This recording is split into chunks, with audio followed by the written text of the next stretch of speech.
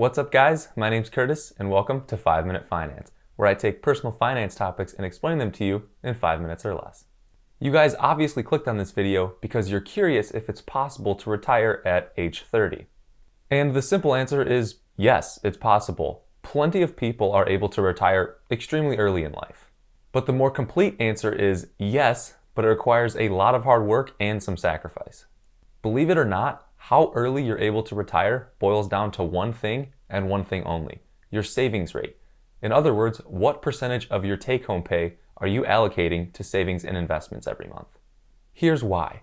If your savings rate is, say, 5%, then it stands to reason that you're spending 95% of your take-home pay. If you're able to bump your savings rate to, say, 10%, not only are you doubling the amount of money that you're saving and investing, you're actually living off of less, so the amount of money that you need to be considered financially independent gets smaller. Taking it to an even bigger extreme, let's say you're able to bump your savings rate all the way up to 50%.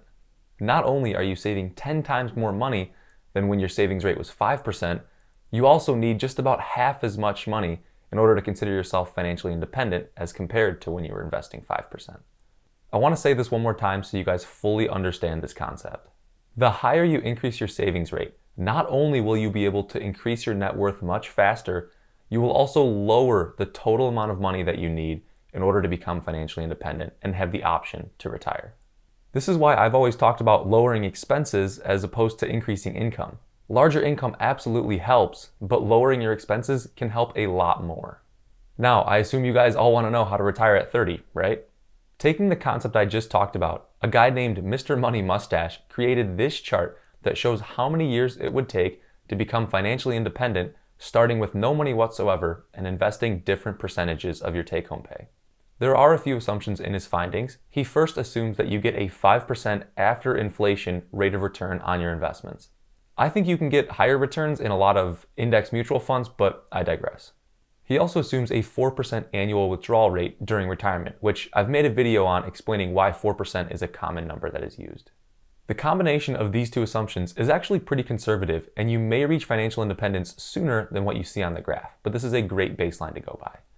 As you can see, if your goal is to retire at age 30, well, if you're age 20 right now, you need to be saving 65% of your take-home pay, and that would allow you to retire very early.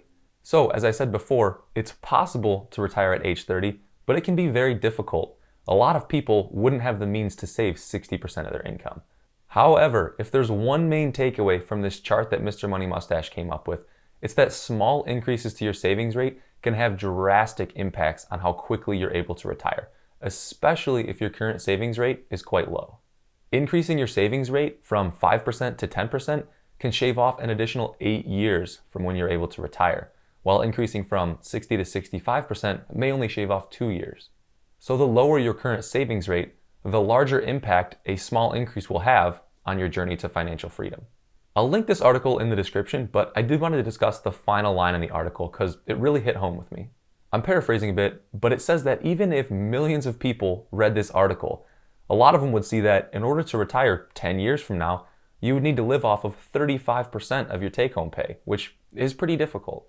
And too many people would see that number and complain that that's totally not possible, instead of actually just going out and figuring out how to get it done. You may not be able to live off 35% of your income. However, I guarantee you can live off of a little bit less than you're living off of now.